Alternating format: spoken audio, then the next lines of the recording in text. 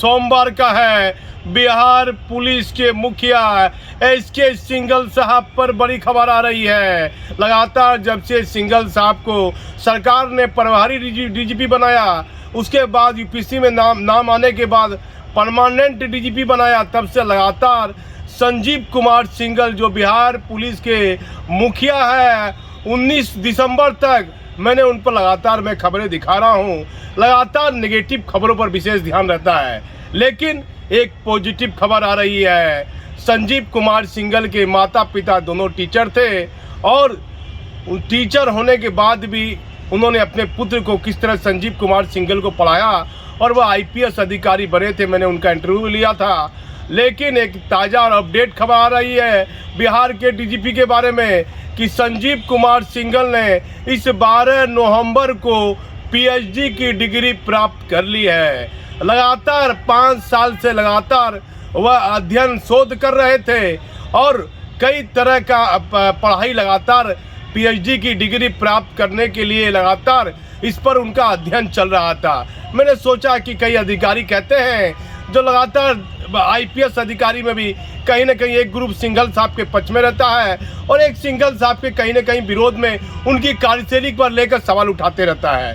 तो एक पक्ष का मानना है कि लगातार सिंघल साहब लगातार पीएचडी की डिग्री प्राप्त करने के लिए एक शोध कर रहे थे, एक अध्ययन कर रहे थे और उन्होंने बेहतर पीएचडी की डिग्री प्राप्त कर ली है। अब उनके नाम के आगे डॉक्टर संजीव कुमार सिंघल लिखाएगा।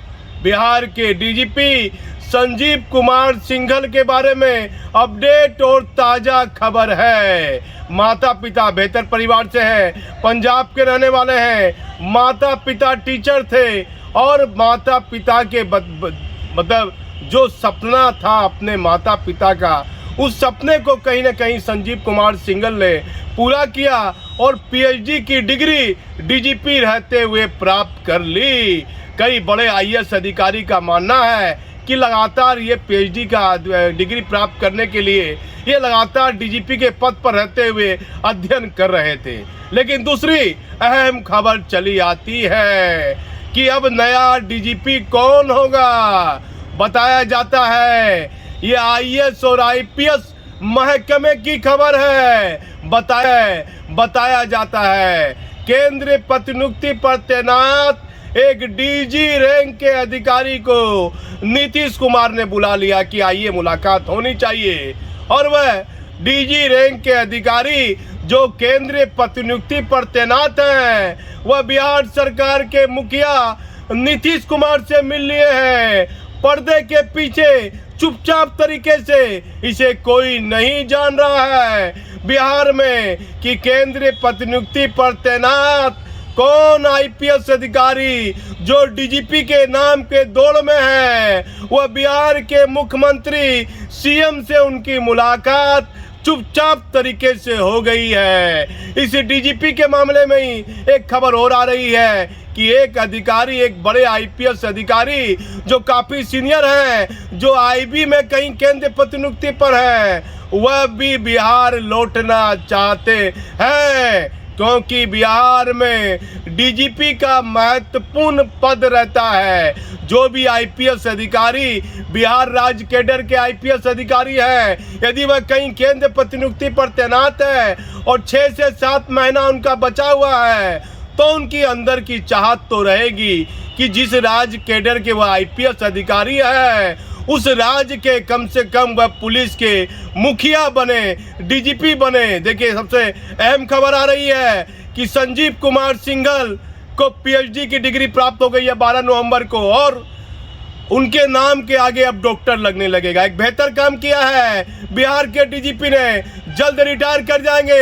1 लाख पुलिसकर्मी को आपसे निवेदन है सिंघल साहब, वह कहते हैं कि पत्रकार महोदय आप तो पुलिस की खबर दिखाते हैं, प्रार्थना कीजिए हम लोग की तरफ से हाथ जोड़कर डीजीपी को। हम लोग तो सिपाही हैं, अपनी बातों को नहीं रख सकते हैं, कार्रवाई हो जाएगी, सस्पेंड हो जाएंगे।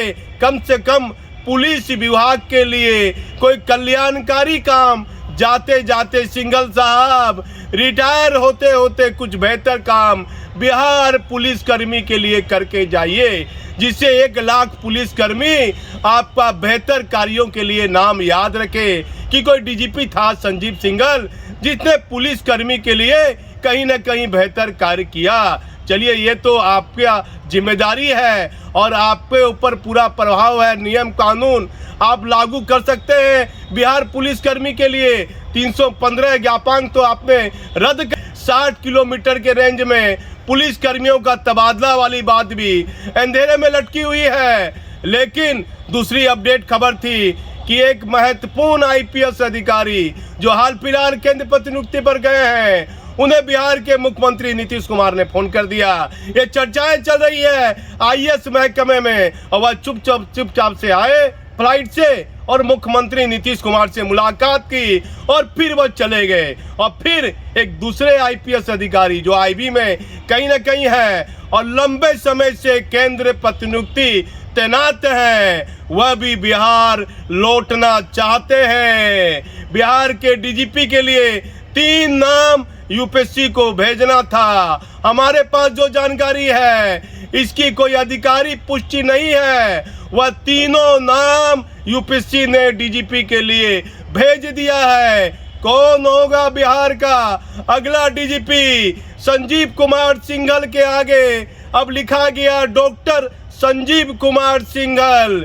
वह क्या बिहार पुलिसकर्मी के लिए बेहतर करते हैं और अगला पुलिस का मुखिया कौन होगा, अब ये देखना है।